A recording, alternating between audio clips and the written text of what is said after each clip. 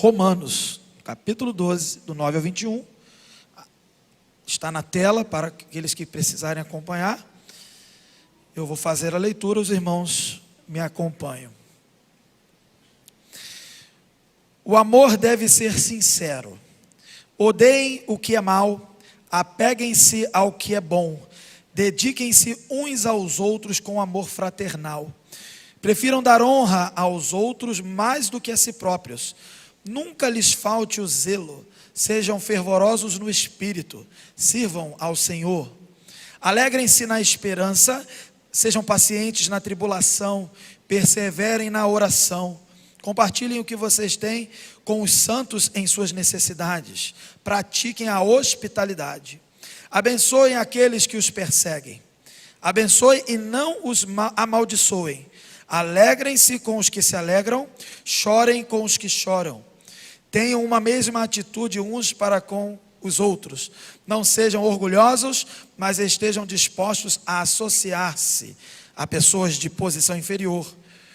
Não sejam sábios aos seus próprios olhos. Não retribuam a ninguém mal por mal. Procurem fazer o que é correto aos olhos de todos. Façam todo o possível para viver em paz com todos. Amados, nunca procurem vingar-se, mas deixem com Deus a ira, pois está escrito: minha é a vingança, eu retribuirei, diz o Senhor. Pelo contrário, se o seu inimigo tiver fome dele de comer, se tiver sede dele de beber, fazendo isso, você amontoará brasas vivas sobre a cabeça dele. Não se deixem vencer pelo mal, mas vençam o mal com o bem. Palavra do Senhor, graças a Deus. Vamos orar? Senhor Deus, nosso Pai, mais uma vez em oração, nos dirigimos ao Senhor para pedir que Teu Espírito venha sobre nós. Diante da Tua palavra aberta, diante da autoridade que vem dela, nós clamamos que o Teu Espírito ilumine os nossos corações, para que sejamos corrigidos, exortados, encorajados, para que sejamos moldados ao caráter do Senhor. E que saiamos daqui capacitados para viver este amor que acabamos de ler. Nos abençoa toda distração contrária, todas as vozes que querem falar, tentando silenciar a voz da Tua palavra, a voz do Teu Espírito, hoje, agora, sejam silenciadas no nome de Jesus. Que só ouçamos a Tua voz, em nome de Jesus, amém. Queridos, na semana passada, na verdade, ao longo do mês de janeiro, nós estamos com todos os pastores participando, e nós estamos juntos, compartilhando o tema do amor. Por quê? Porque a nossa denominação, ela tem destacado um tema muito importante, que é o verdadeiro amor. Está aqui atrás, né, a imagem, o verdadeiro amor, e a divisa, ela encontra-se em João 13, se eu não me engano é 34, né? Ou 35. 35, em que diz que Jesus, ele dá um novo mandamento, e manda a gente amar como Ele amou, para que todos saibam, está ali na tela, para que todos saibam que nós somos discípulos do Senhor. Olha lá, nisto todos conhecerão que sois meus discípulos, se vos amardes uns aos outros. João 13, 35, um novo mandamento vos dou. E nós já ouvimos algumas coisas acerca do amor que nos ajudaram e nos ajudam como igreja a colocarmos em prática esse amor. Eu queria fazer um destaque especial ao sermão que eu trouxe na parte da noite, porque foi um sermão de certa forma ampliado, em que a gente fez um trabalho vamos dizer assim, de uma explanação mais completa, uma visão geral acerca do mandamento do amor. E ali nós podemos ver como o amor, ele se revela para nós e nos torna capazes também de vivermos esse amor. E como eu disse na semana passada, hoje eu traria um aprofundamento acerca daquilo que conversamos de forma mais geral. Hoje nós vamos ter alguns exemplos de como, na prática, nós podemos, como igreja, colocar esse amor no dia a dia, viver e exercer esse amor. Naquele culto da noite, nós tivemos a oportunidade, quem quiser acompanhar esse sermão, todos os sermões da igreja, e graças a Deus nós somos abençoados por grandes pregadores, todos os sermões da igreja estão no canal do YouTube da igreja, e os irmãos podem procurar lá. Mas naquele momento ali a gente teve alguns exemplos ali, pequenos exemplos, algumas amostras, e vimos que o ser humano é capaz de amar. Mas não é bem assim como a gente pensava, não é bem assim, ou tão como a gente escutava. A gente viu que a palavra amor perde significado, ganha significado, muda o significado ao longo das gerações, quando na verdade o amor não muda, e o amor jamais acaba, como nós vimos. E nós, quando entendemos a profundidade do amor, nós podemos pensar, isso é impossível para nós vivermos, porque isso é algo divino. Mas nós também vimos que nós recebemos a fagulha divina, no sentido de que nós fomos transformados em novas criaturas, e o Espírito Santo habita em nós e nos molda e capacita para vivermos o amor. Portanto, é possível. E vale frisar, que eu falei semana passada, porque a gente, debaixo dessa percepção, é que nós vamos conversar sobre o texto de hoje. Vale frisar que o cristão, somente o cristão pode viver plenamente o amor, porque o amor é de Deus. E já vimos isso em 1 João, o pastor Felipe trouxe para nós também sobre isso. Mas o não crente, ele emula um amor fajuto, uma imitação barata do amor. E por quê? Porque ele é ser humano, porque ele é dotado de capacidades que Deus colocou sobre ele, porque ele é dotado da imagem e semelhança de Deus, que foi prejudicada, manchada, corrompida pelo pecado, mas não totalmente removida. Então a gente vê amigos nossos, colegas, familiares que não são cristãos, amando pela metade, amando de forma até carnal. Mas o amor perfeito, o amor completo, o amor pleno, ele vem daquele que passou por essa experiência de amor, que foi demonstrada em Jesus Cristo na cruz, aquele que é crente de verdade. E é para vocês, é para nós, que é a ordem do amor, em primeiro lugar. E ao mesmo tempo, podemos ter a certeza de que nós somos capazes, porque fomos tornados capazes de amar. E aqui Paulo, quando escreve esse capítulo, primeiro ele escreveu toda uma gama de conteúdo teológico, porque a carta de Paulo aos Romanos, quem quiser se aprofundar mais, nos acompanhe no Encontrão Jovem, no Encontrão DNA, que estamos indo lá para o capítulo 13, e chegaremos também novamente ao capítulo 12, mas hoje eu já antecipei e trouxe, porque é o assunto que estamos discutindo. E Paulo então, ele escreve, e geralmente nas suas cartas, ele faz isso, ele dá uma base doutrinária, teológica, na metade da carta, qualquer carta, né, no geral, ele faz isso, e a de Romanos mais especificamente, com esse destaque especial, porque ela é mais aprofundada nos conceitos, e quando chega na metade para o final, ele coloca a prática, porque a vida do crente, ela não é baseada só em teoria, ela é baseada na prática, só que a prática não pode ser exercida, ou seja, a ética, o comportamento não pode ser exercido sem uma fundamentação. Então Paulo fundamenta e depois termina dizendo, agora faz assim, faz assado, continua, agora coloca em prática. A vida do crente é assim, e a gente vive com essa dinâmica no meio da igreja, irmãos que gostam muito da doutrina, da teologia, mas não colocam nada em prática.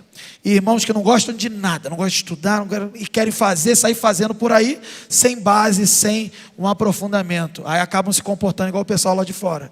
Nenhum nem outro está errado. A gente tem que ser ortodoxo, ou seja, fiéis à doutrina, e também a gente tem que ser ortoprático, ou ter a ortopraxia, ou seja, termos também coerência na prática.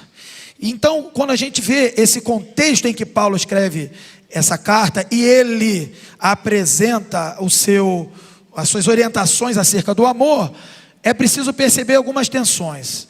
É preciso entender, primeiro, que ele escreve a carta, mas ele não fundou esta igreja. Ele tem um alvo, um objetivo ali de ir para Roma, para depois ir para a Espanha, e que a igreja de Roma fosse uma base missionária, para que ele pudesse fazer missões na Espanha. E quem quiser saber um pouco mais de detalhes sobre isso, como eu já falei, procure-nos nos encontrões e acompanhe-nos. Mas aqui, Paulo, ele, com esta visão em mente, e também tendo em mente as lutas das suas viagens missionárias, as experiências que ele já tinha passado, a primeira prisão que ele tinha sofrido, também as perseguições, as violências que ele sofreu, com tudo isso em vista, e com tudo isso em mente, ele dá algumas orientações, que a gente pode estudar esses textos, inclusive quem quiser acompanhar também, esse texto está no boletim, de forma resumida, esse sermão, para o irmão acompanhar na sua segunda página aí. E a gente pode dividir esse texto em 3 pontos, como outras divisões podem ser feitas, mas hoje eu optei por 3 pontos, e dividir de forma mais temática, né? E a gente pode dividir, por exemplo, o amor sincero para com Deus é uma divisão, conforme está na tela. Paulo mostra que devemos ter um amor sincero que é direcionado a Deus. Paulo também mostra que devemos ter um amor sincero direcionado para com os irmãos da igreja em Cristo, e também um amor sincero para com os inimigos. O título do sermão não poderia ser outro, senão amor sincero. Em versões mais antigas, você pode ter aí amor não fingido, ou amor genuíno, ou coisa do tipo. Mas a ideia é essa, um amor verdadeiro. E aqui nesse primeiro ponto, eu vou destacar os versículos 9, 11 e 12 para a gente conversar aqui, e identificar algumas atitudes que precisamos ter na nossa vida, colocar em prática, para que de fato saibamos e entendamos, e que todos também saibam, que estamos amando ao Senhor com amor sincero. Paulo ele vai desenvolver então esse tema desse amor sincero para com Deus, levando em consideração a cultura greco-romana, a cultura da época dele, em que eles eram muito tolerantes para com o mal e o pecado. E a gente ouve, como eu falei na semana passada, o amor é o quê, né? Aí eu fui fazendo algumas perguntas, equivocadas até, para a gente poder refletir. Quantas pessoas entendem errado o amor, né? E uma delas foi que o amor é tolerância, o amor é inclusão. Depende, né, irmãos? O amor ele vai ser tolerância no sentido de compreender o seu irmão, mas ele tem que ser intolerante quando se trata do pecado.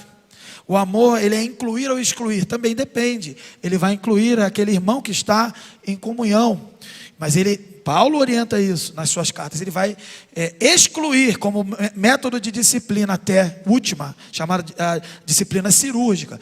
Eventualmente aquele amigo, conhecido, colega, que não é um irmão, é um infiltrado na igreja.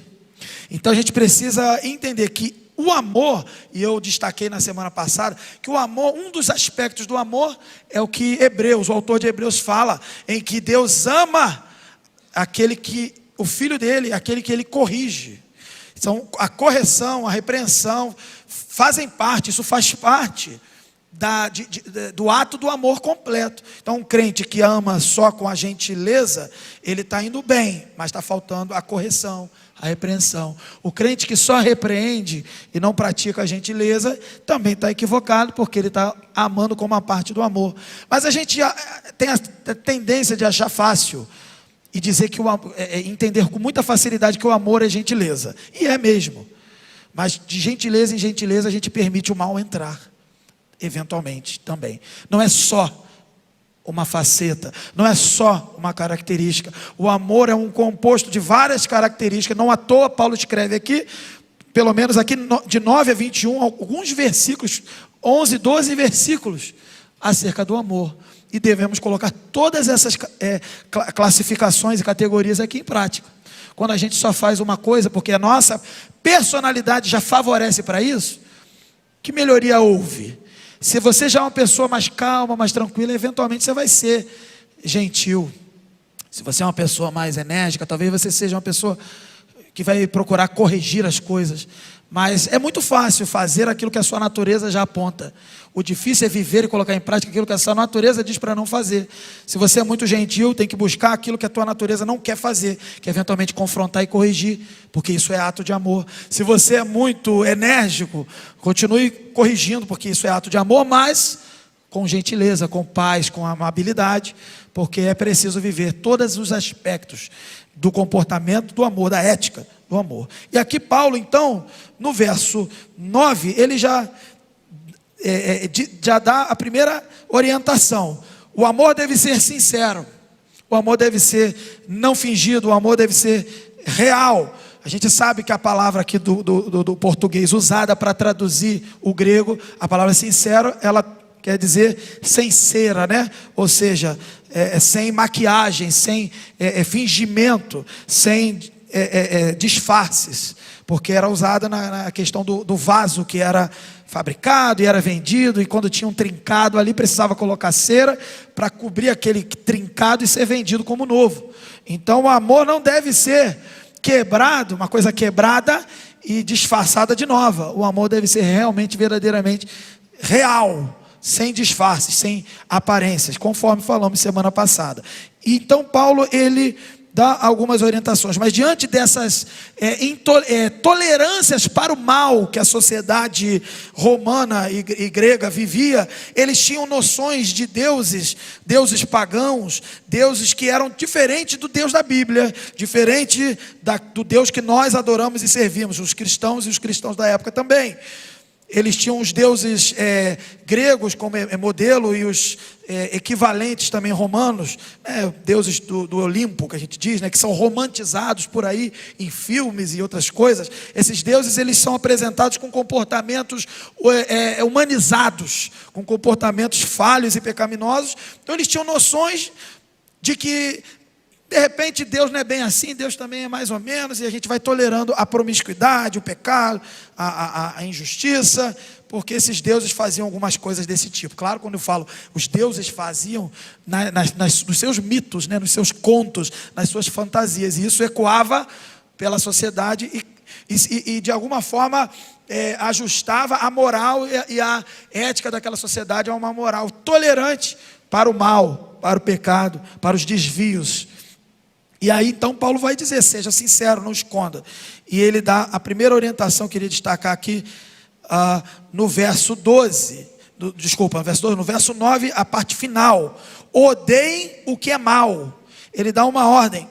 Como pode o amor odiar? Porque o amor não odeia. Aí Paulo chega aqui e fala, odeiem o que é mal. Se o amor, ele é uma expressão plena, máxima do próprio Deus, a Bíblia diz que Deus odeia o pecado, a Bíblia diz que Deus odeia o divórcio e questões de contenda e brigas. Deus odeia porque é pecado. A Bíblia diz que Deus tem nojo do pecado, até mesmo dos servos dele, quando estão ali ocultando o pecado e adorando. Ele tem nojo. E aqui Paulo diz, então, odeiem o que Deus odeia. Nós somos orientados a odiar aquilo que de fato é odiável, e isso é ato de amor. Odiar o mal significa que todo o mal que vier sobre a sua vida, a vida de alguém, etc., você vai lutar contra, para que esse mal não aconteça. Então devemos odiar o mal. É a primeira orientação. E imediatamente ele aperfeiçoa essa frase. Ele diz assim, apeguem-se ao que é bom, rejeitem o mal.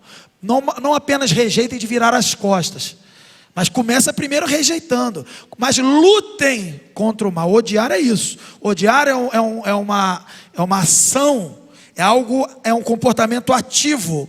O mal é seu inimigo, lute contra esse mal, odeie o verdadeiro inimigo, porque Jesus nos ensinou, e nós vamos falar já, que devemos amar inimigos, porque o semelhante como seu inimigo, ele não é seu inimigo verdadeiro.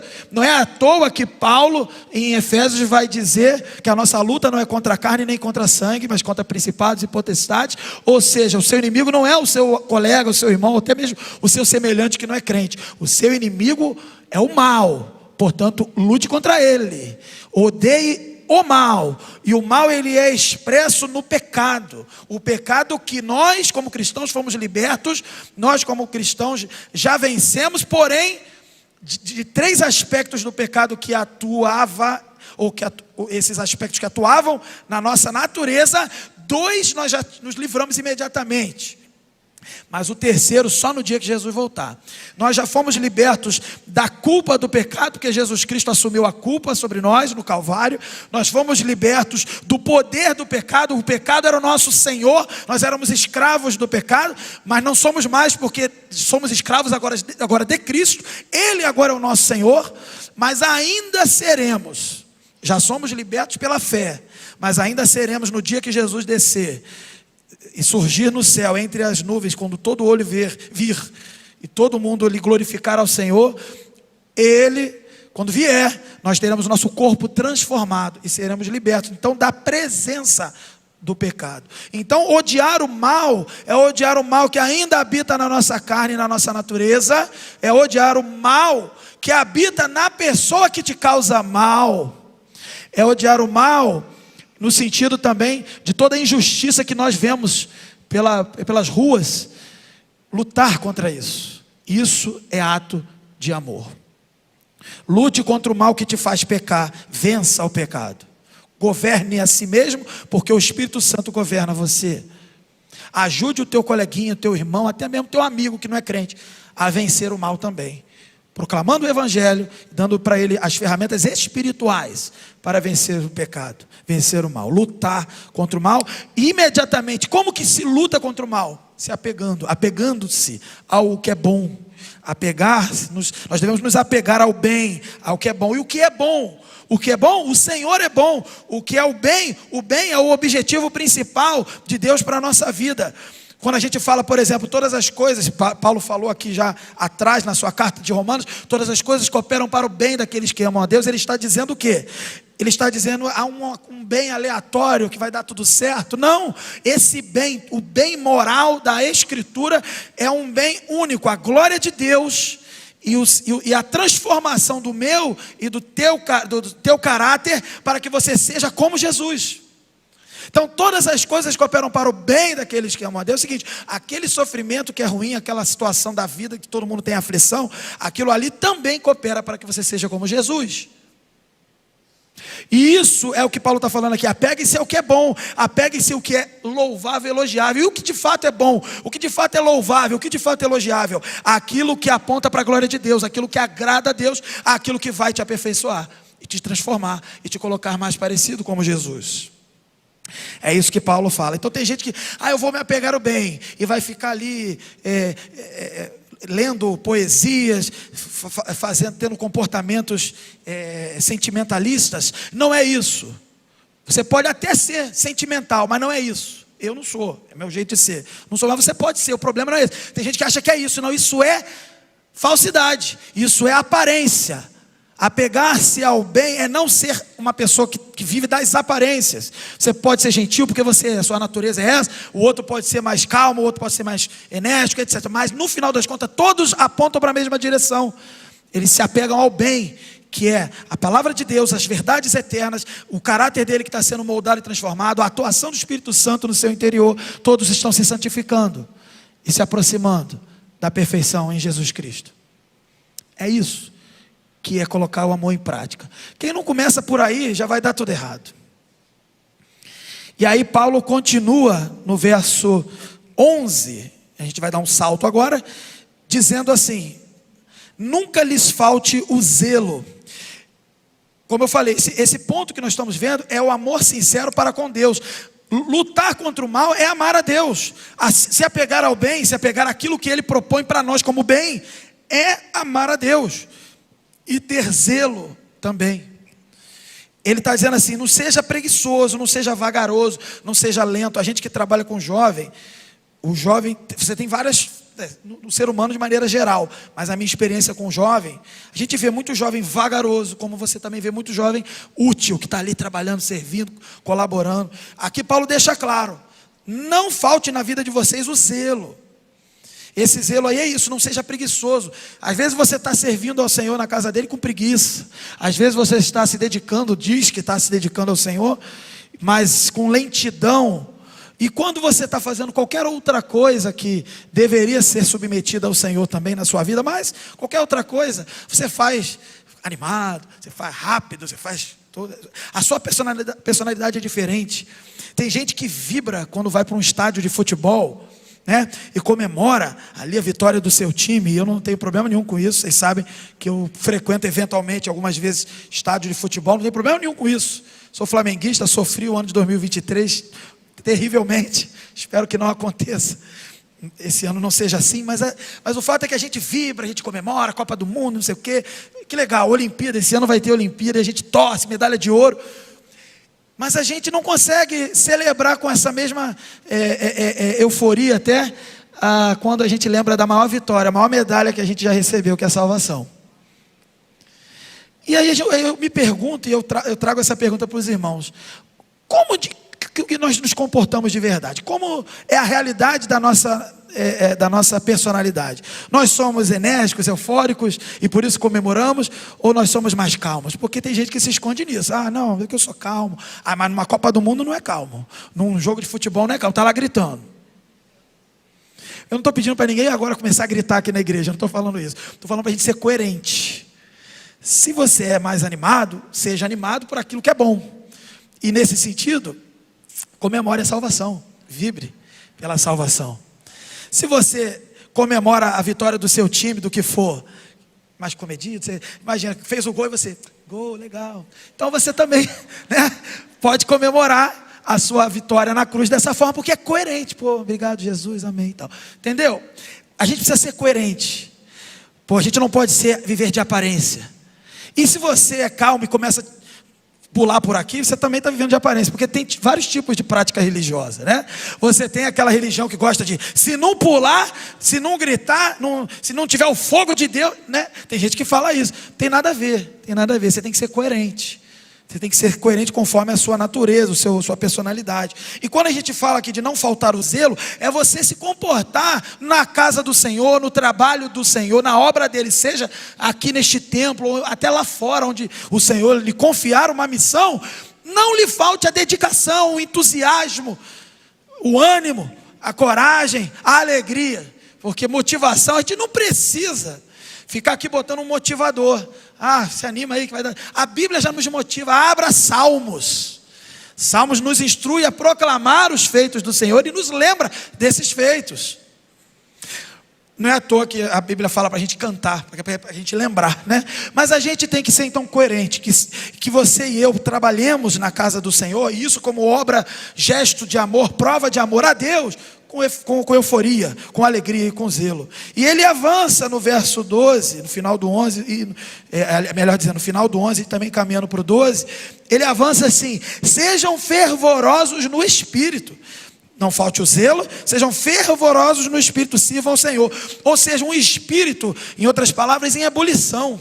É como você vê uma água que ferve e está ali em ebulição, é aquele estado líquido da água passando para o estado gasoso, e aquilo fervendo, que a gente esteja assim dentro da igreja, que a gente esteja assim na missão que Ele nos confiou. A gente não pode chegar assim, que alegria está na tua casa, Senhor, no automático. Gente, a gente já passou períodos do piloto automático dentro da igreja, e o Senhor nos avisou e nos alertou e falou assim: eu vou fechar a igreja para vocês sentirem falta. E não fechou? Fechou a igreja em 2020. A gente ficou um tempo com a igreja fechada. Eu lembro até hoje da tristeza que foi a igreja fechada, o vazio que foi. E eu lembro até hoje do dia que porque eu fiquei umas semanas, não lembro quanto, também afastado, fazendo tudo remotamente. E quando eu pisei, porque eu acho que eu ia pregar, não lembro bem o que era, e quando eu pisei, mas eu lembro a sensação, o que eu passei, o que eu senti diante de Deus. Quando eu pisei neste templo, a equipe de louvor louvando ao Senhor, tudo vazio. Mas quando eu ouvi os louvores, a canção, eu não aguentei, comecei a chorar. Porque, queridos, a gente só valoriza quando perde. A gente só dá valor às coisas quando a gente não tem mais. E tem hora que Deus faz isso, faz a gente perder para a gente valorizar. Mas Paulo está avisando aqui: não, viva com entusiasmo, trabalhe na casa do Senhor com entusiasmo, com zelo, sejam fervorosos no Espírito e sirvam ao Senhor. Isso é amar a Deus. Amar a Deus não é chegar, estou aqui de novo, ai caramba, que isso? Estou aqui de novo com alegria. E eu falo que a gente é assim, eu sou assim também. Tem hora que eu estou, ai meu Deus, mais uma vez. Daqui a pouco eu estou, que legal. Não, gente, é uma ordem. Não permita que o seu sentimento molde você. Não permita que o seu sentimento enganoso do coração conduza as suas ações. Governe o sentimento. E diga: eu vou celebrar, eu vou ser fervoroso, que é Paulo, a tua palavra, Senhor, mandou ser. Eu vou ser zeloso e eu vou servir ao Senhor. Talvez eu não tenha hoje um ânimo muito grande, porque eu estou passando por luta, mas eu tenho, acima de qualquer circunstância, a alegria, que a nossa força é a alegria do Senhor. Eu tenho a certeza da salvação, eu tenho a esperança de que o Senhor virá. E isso é suficiente para me motivar. Portanto, juventude, estamos voltando aí. Acorda, jovem, acorda, adolescente. Vamos celebrar, vamos glorificar a Deus, vamos ter entusiasmo, porque isso é evidência de amar a Deus. E ele continua no verso 12 dizendo: alegrem-se na esperança, sejam pacientes na tribulação, perseverem na oração. Ele dá 3 mandamentos aqui, 3 ordens. O primeiro é que se você ama a Deus, então você vai se gloriar como uma forma de sustentação para a sua vida nas promessas dele. Alegre-se na esperança. O que é esperança? Não lembro agora o ano, foi 2019, se eu não me engano. Nós tivemos uma conferência jovem e ali a gente trabalhou, estávamos seguindo uma trilogia da fé, esperança e o amor. A gente trabalhou sobre esperança. Esperança não é o que você quer, esperança não é o que você acha que vai acontecer. Quem lembra daquela personagem Raquel do Velho Testamento? E ela ficava: dá-me filhos, se não morro, dá-me filhos, se não morro. Não é isso? Ela não falava isso? Aí Deus deu filho e ela morreu. A esperança dela dizia, a expectativa dela dizia que se ela não tivesse filhos, ela morreria. Aí ela recebeu o filho e morreu. A gente tem que aprender a ter esperança naquilo que de fato é real. E a gente estudou sobre isso, e a gente discutiu sobre isso. E aqui Paulo nos lembra: a esperança é uma certeza. Esperança do que? A esperança da redenção, da completude, que Jesus já disse, está consumado. Na história ainda vai se completar quando Jesus voltar. É o já aconteceu na cruz e o ainda não, porque virá ainda o dia. Então essa esperança é uma certeza. É uma certeza. Alegre-se na esperança. Quando der tudo errado, meu irmão, quanta notícia triste a gente vê.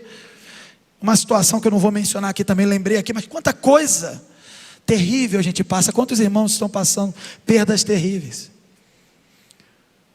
Mas ninguém pode roubar a esperança no Senhor Jesus que habita em você. Ninguém pode te separar do amor de Deus que Paulo falou em Romanos 8. Alegre-se na esperança. Quero trazer à memória, diz a Escritura, aquilo que me dá esperança. A sua mente vai te trair, o seu coração e seu sentimento que é enganoso vai querer te pregar uma peça para você não se alegrar. O que você vai fazer? Vai dizer como o salmista no Salmo 43, 41 ou 44: porque estás abatido a minha alma, espera em Deus, pois ainda o louvarei.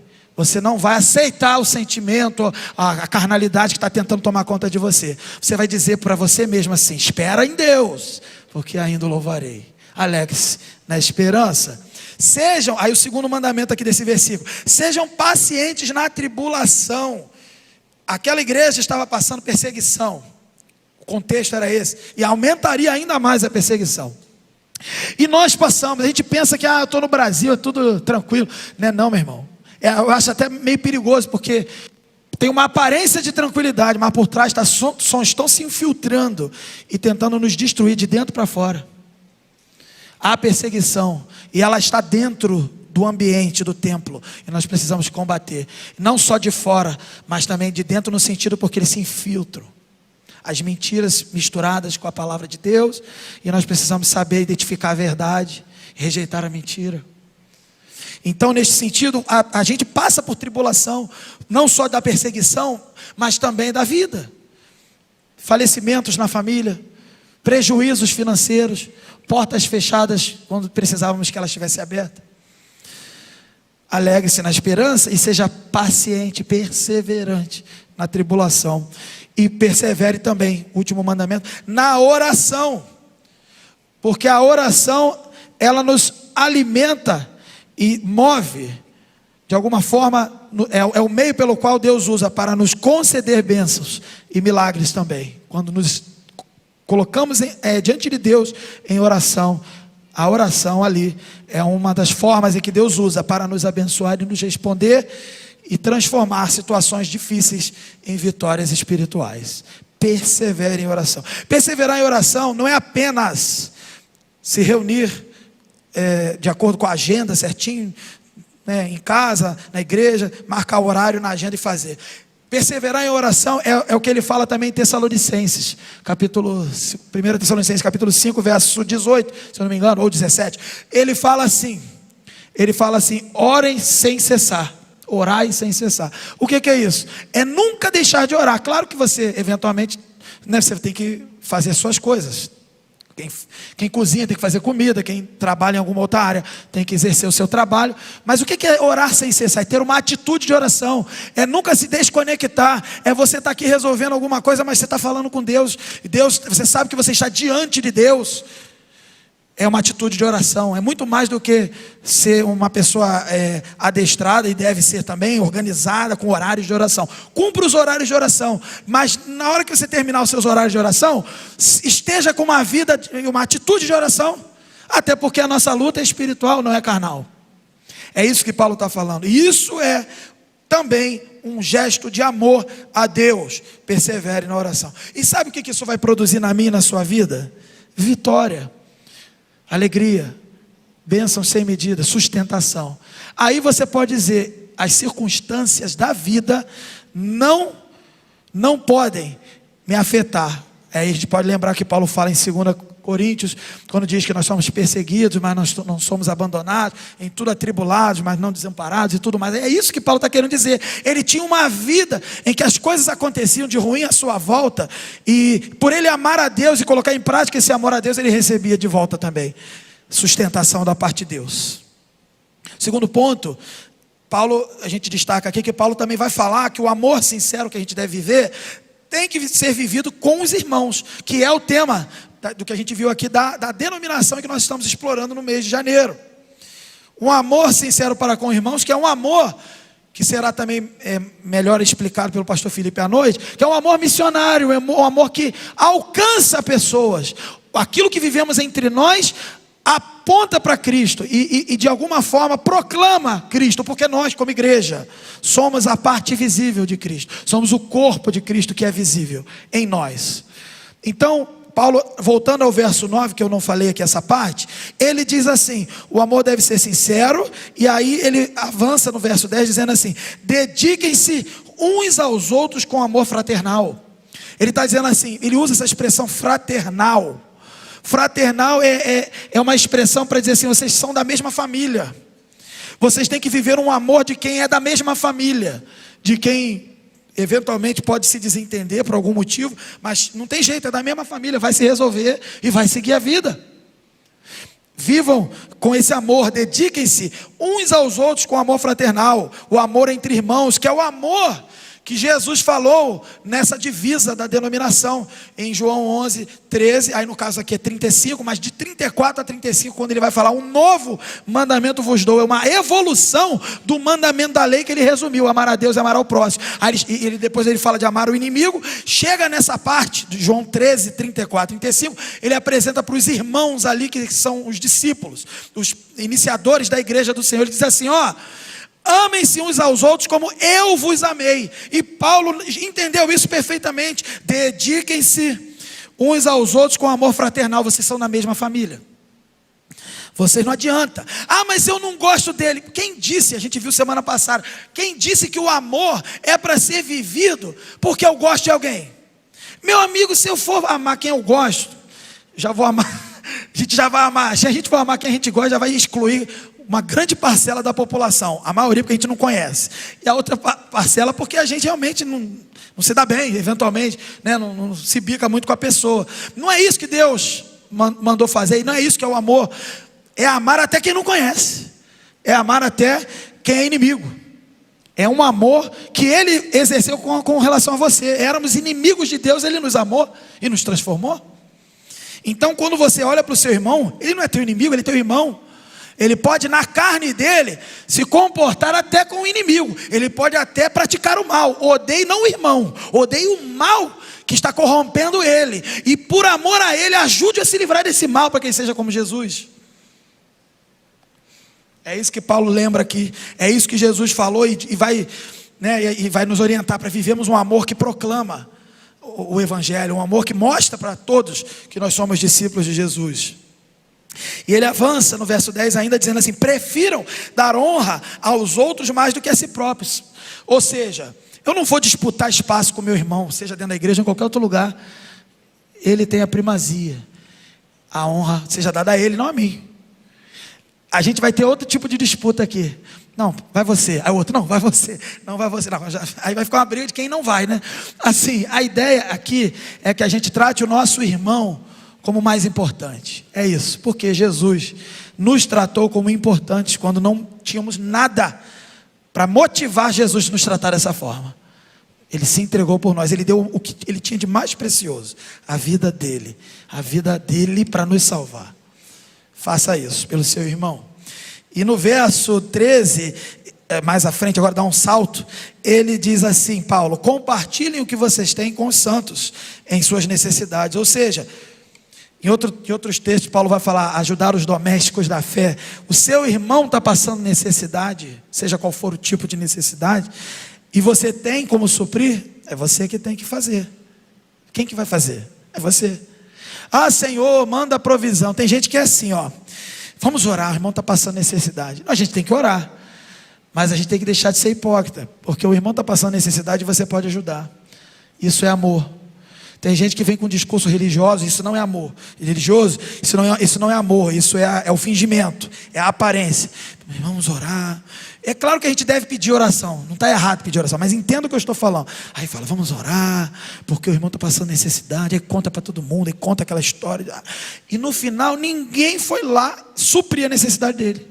Fizeram um culto, cantaram louvores, oraram, levantaram a mão, abaixaram, ajoelharam, clamaram, choraram, saiu lágrima dos olhos, e a pessoa faz aquela cena toda, e no final a pessoa está precisando de alguma coisa, e você sabe e falou para todo mundo que ela está precisando, clamou aos céus, mas a resposta poderia ser dada de forma até silenciosa, como Jesus fala, uma mão que a mão fizer, a outra não precisa saber, e você poderia lhe suprir. Então o amor que Paulo manda a gente viver com os irmãos significa que a gente deve literalmente colocar a mão no bolso, e o que a gente tiver, a gente vai dar para suprir o meu irmão. Ah, mas é porque tem gente que se aproveita. Eu sei, a gente sabe, aí o errado é o lado de lá, mas ninguém está dizendo isso. Nós temos que ajudar, nós temos que participar. Então aqui é uma base inclusive para a ação social, por exemplo, não apenas isso, mas também a ação social é de todos nós, de todo crente. E claro, quando o irmão oferta, quando o irmão coloca os seus bens diante do altar do Senhor, uma parte dessa é organizada pela administração justamente para suprir, para a gente cumprir esse propósito, desse amor sincero. Mas eventualmente a nossa burocracia pode demorar um pouco para atingir, talvez você possa ir direto e resolver, mas depois você resolve também com a igreja. A questão, o meio que você vai utilizar, a forma que você vai fazer, ela pode variar, ela pode mudar, mas o princípio é um só: compartilhar o que você tem com aquele que precisa. Isso é prova e gesto de amor. E o reverendo Augusto de Nicodemos, que os irmãos devem conhecer, ele traz uma informação muito interessante.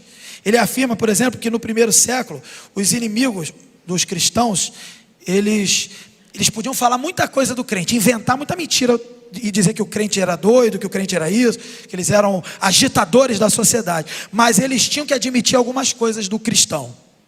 Por exemplo, Juliano o Apóstata era um imperador romano que odiava o cristianismo, e ele disse e lamentava, olha o que ele lamentou, porque ele queria destruir os cristãos. Aí ele se lamentou da bondade dos cristãos, que demonstrava essa bondade até mesmo com os não crentes. Então esse imperador se lamentou, ele disse assim: esses ímpios, chamou os crentes de ímpios, esses ímpios galileus não alimentam apenas os seus próprios pobres, quer dizer, da igreja, mas também alimentam os nossos, que somos os perseguidores e inimigos dele. Ou seja, uma prova do amor que alcançou de alguma forma a sociedade. Isso acontecia e tem que continuar acontecendo na nossa vida. Ele admitia, que os cristãos cuidavam não só dos pobres da igreja, mas também dos filhos deles, das necessidades deles, os próprios inimigos. Agora veja no versículo 13: pratiquem a hospitalidade. Aqui claro que tem um contexto da época, mas para nós o princípio é o mesmo.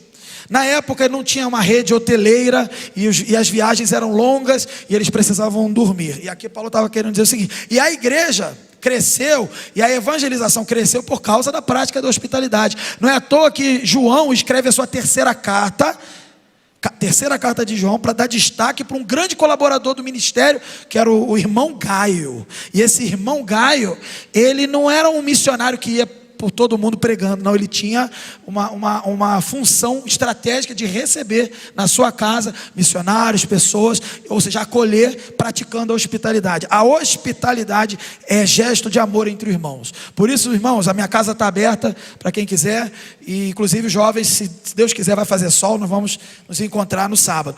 Por quê? Porque a hospitalidade deve ser praticada e vivida. Talvez hoje essa hospitalidade não é da mesma forma, porque, como eu disse, a sociedade da época tinha necessidades com hotel e tudo mais, não existia do jeito que existe hoje. Mas, ainda assim, nós temos que estar com a nossa casa aberta para receber nossos irmãos, no sentido de que isso é um gesto de amor, acolhendo, e com estratégia, porque é para o avanço do Evangelho. Viver a hospitalidade. E dando mais um salto no versículo 15, ele diz assim: alegrem-se com os que se alegram, chorem com os que choram. É o que tentamos fazer aqui, né? Chamar os irmãos, agradecer, nos alegrar, e também eventualmente na intercessão chorar, mas não apenas aqui, na frente de todo mundo, mas também na hora que ele estiver sozinho lá precisando, e você é a resposta, que vai ter a resposta. A gente tem a mania às vezes de não se alegrar quando alguém consegue uma vitória, porque a gente fica lamentando que a gente não conseguiu. Às vezes a gente se comporta, por mais que a gente seja adulto, igual uma criança. Uma criança que no seu instinto tem esse jeito de pensar e precisa ser ensinado e aprender. A gente tem que se alegrar com a vitória dos nossos irmãos. A gente tem que festejar mesmo, glorificar. Deus abençoe, glória a Deus pela sua vida, glória a Deus por essa vitória. Talvez era aquilo que você queria e foi ele que ganhou. Foi Deus deu para ele. E aí, como é que faz?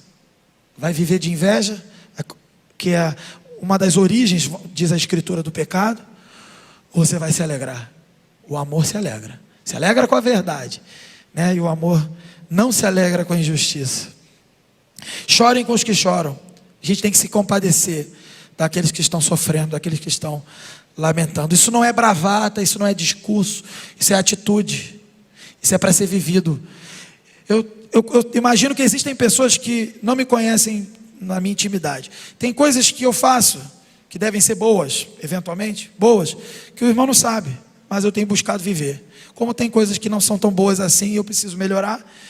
O que eu quero dizer é que a gente não tem que olhar para as pessoas com aquilo que a gente vê no exterior. Você mora com ela? Alguns você mora, outros não. A gente tem que nos ajudar a viver esse amor. De repente você fala assim: eu não vou com a cara daquele fulano, mas aquele fulano está amando de uma forma perfeita, praticamente, colocando em prática o amor. Você nem sabe. A gente tem que colocar em prática o amor e olhar para o nosso irmão como quem realmente você não mora na casa dele, você não sabe o que ele está fazendo, e de repente ele está vivendo o amor de Deus. Tem muito para nos ensinar. A comunhão entre irmãos, ela deve ser, por isso que ela deve ser espiritual, para nos capacitar para viver essa realidade, do espírito para a realidade, do espírito para a vida terrena, não o contrário. No verso 16 ele diz: tenham a mesma atitude uns para com os outros.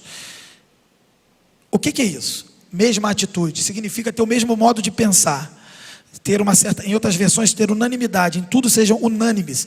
Ou seja, nós temos que ter unanimidade, não aquele discurso que o pessoal fala, unanimidade é meio burra e tal, não é isso. É unanimidade no sentido daquilo que é principal, daquilo que é fundamental, as doutrinas, aquilo que a gente crê, o que é nossa missão, unanimidade. Modo de pensar, formas de fazer, um vai ter uma ideia, outro vai ter, mas ao mesmo tempo a gente deixar, às vezes a sua ideia não é a melhor, e a ideia do outro é a melhor. Sermos unânimes. Não sejam orgulhosos, mas estejam dispostos a associar-se a pessoas de posição inferior. Aqui tem duas formas de traduzir isso, que é estar associado a pessoas com um nível social inferior, ou estar associado a situações e tarefas de um nível social inferior. De um jeito ou de outro, o cristão ele deve estar disposto a fazer coisas que não são tão agradáveis, e até mesmo estar com pessoas que não aparentam, talvez a gente vai se surpreender, mas não aparentam ser tão agradáveis. Isso é um gesto de amor. E ele continua no verso 16 dizendo: não sejam sábios aos seus próprios olhos, não se achem muita coisa. A igreja não tem que se achar muita coisa, até porque Jesus já nos lembrou, quando ele falou assim, eu já falei isso algumas vezes, quando a gente fizer tudo certo, Jesus nos ensinou a gente falar assim: sou servo inútil. A humildade deve fazer parte da nossa prática e vivência do amor. Nós devemos então preferir dar honra aos irmãos, procurar o bem dos outros, compartilhar as necessidades, praticar a hospitalidade, nos alegrar com eles, chorar com eles, aceitar as questões de humildade que devem ser vividas, e não devemos nos achar melhores do que os outros. E por último, o amor sincero para com os inimigos, versos 14, 17 a 21. O texto do verso 14 diz assim: abençoem aqueles que os perseguem, abençoe e não os amaldiçoe. Paulo ele está ecoando o ensinamento de Jesus do Sermão do Monte. Paulo está ecoando o que Jesus fez na cruz, quando ali sendo torturado e sendo morto por seus algozes, ele intercedeu e orou pelos seus ali algozes e aqueles agentes ali do governo, e disse: Pai, perdoa-lhes, pois não sabem o que fazem. E da mesma forma ele está lembrando que, por exemplo, Estevão, e Paulo viu, diz o texto que Paulo estava ali vendo, Estevão quando morreu e foi o primeiro mártir da igreja, Estevão da mesma forma viu os céus abertos, e ele também orou ao Senhor quando estava ali sendo apedrejado e morreria. Então ele disse: Senhor, não lhes atribua este pecado. E Paulo continua dizendo: não retribuam a ninguém mal por mal, no verso 17. Não devemos pagar na mesma moeda, seja como for, não pague na mesma moeda. Ele também no verso 17 diz assim: procurem fazer o que é correto aos olhos de todos. Ou seja, você tem que se lembrar, cristão, que o que você faz, o ímpio, a sociedade está vendo. E Jesus, nessa divisa que nós já lemos, já falamos, ele vai dizer: nisto todos saberão que sois meus discípulos. Ou seja, você deve sim fazer o que é correto. Em primeiro lugar, para agradar a Deus. Em segundo lugar, porque é para o bem do próximo, do irmão, etc. E em terceiro lugar, porque isso proclama, de alguma forma, proclama o amor de Deus. E você tem essa missão, essa responsabilidade. Procurem fazer o que é correto aos olhos de todos, porque aos olhos de Deus você já está buscando fazer. Então, aos olhos de todos, com a intenção de que aquele bem atinja aquela pessoa que não crê em Deus. Os cristãos, eles eram perseguidos, eles estavam sendo mortos até, e quem sofria aquilo tudo, quem estava passando por aquilo tudo, não tinha autorização de revidar, de pagar na mesma moeda. Quem dirá aqui dentro da igreja? Se lá fora já não podia, aqui dentro também muito menos. Então por quê? Porque estrategicamente, isso mesmo, estrategicamente, era necessário se comportar como Jesus se comportou para transmitir o que Jesus transmitiu. Era estratégico. E no verso 18, Paulo ainda avança e fala assim: façam todo o possível para viver em paz com todos. Num contexto de perseguição, não é faça todo o possível assim: estou tentando, mas esse cara não deixa. Não é isso. É num contexto de perseguição, em que você vai ser preso, você vai ser colocado refém, não tem o que fazer. Tem como fazer mais alguma coisa? Não. Então o que você puder fazer, no que depender de você, e mesmo numa situação dessa, de perseguição, de cárcere, de prisão, era isso que os cristãos faziam, porque eles faziam para alcançar o seu algoz. Tem gente que até hoje fala assim: Senhor, mata o inimigo, Senhor, destrói lá aquele pessoal lá dos perseguidores da igreja lá do outro lado do mundo, na Arábia e não sei aonde, na janela 1040, Senhor, destrói lá o Estado Islâmico, eles são nossos inimigos. Ora pela conversão, e existem testemunhos desses perseguidores sendo alcançados, por mais do que palavras, alcançados pelas atitudes que os verdadeiros cristãos viveram no meio da perseguição. Verso 19, ele diz: amados, nunca procurem vingar-se, mas deixem com Deus a ira. Ele cita Deuteronômio 32, 35, né? A minha é a vingança, eu retribuirei, diz o Senhor. Não é para você agir como Deus, neste sentido. É no sentido da punição. A gente é orientado a agir como Deus nas características de amor, nas características que representam o amor, mas a punição representa a justiça. Nesse sentido, a justiça é com Deus. O amor é com você, imite a Deus. A justiça é Deus que vai fazer, não faça você. Você não foi capacitado e orientado a praticar esta justiça de juiz. Um dia todos nós seremos juízes e reis com o Senhor na glória, mas aqui não, nós não temos essa condição de fazer isso. Pelo contrário, verso 20, se o seu inimigo tiver fome dele de comer, se tiver sede dele de beber, fazendo isso, amontoará brasas vivas sobre a cabeça dele. Ou seja, essa expressão difícil às vezes de entender, tem duas possibilidades. A sua consciência vai pesar com aquilo que você está fazendo de bem para ele, é uma forma de compreender isso. Ou fazer o bem a ele e ele não se converter, o juízo, brasa também, o juízo vai aumentar na vida dele. De uma forma ou de outra, tem que fazer. Ajuda o inimigo. Não maltrate o inimigo, não revide o inimigo.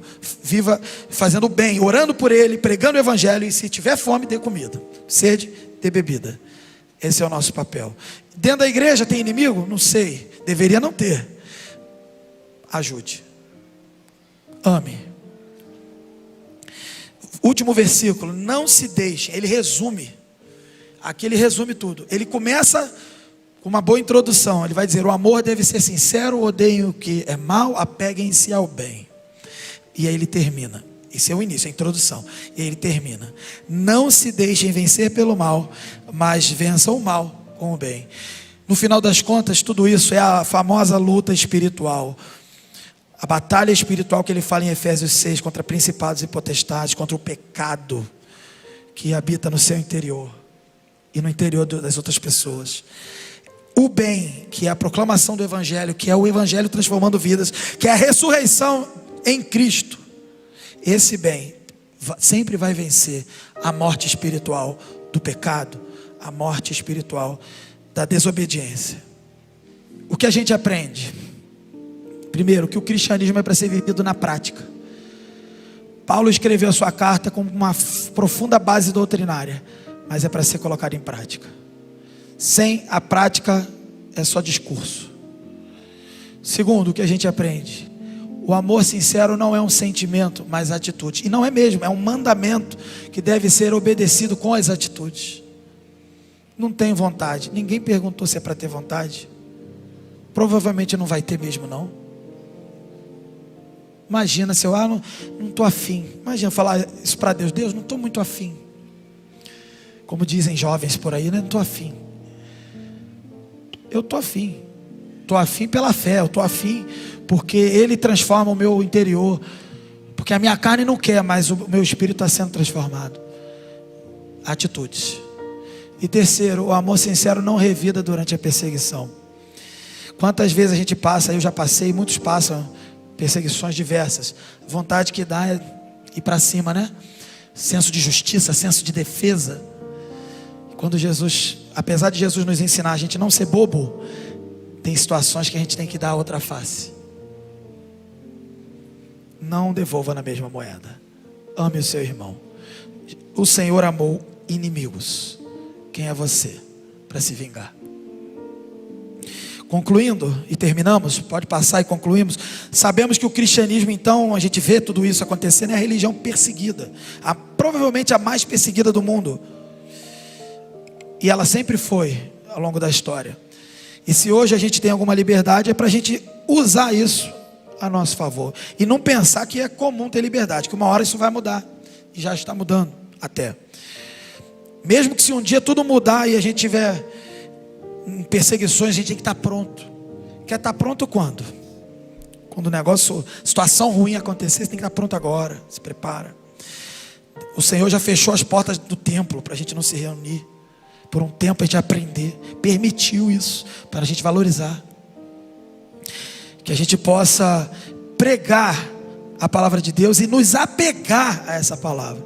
Viver uma vida totalmente coerente a ela. Que a gente possa se posicionar para viver esse amor sincero. Talvez alguém possa pensar aqui me ouvindo dizendo assim: Senhor, eu sei. E dizer para Deus assim: Senhor, eu sei que eu não sou capaz de viver isso.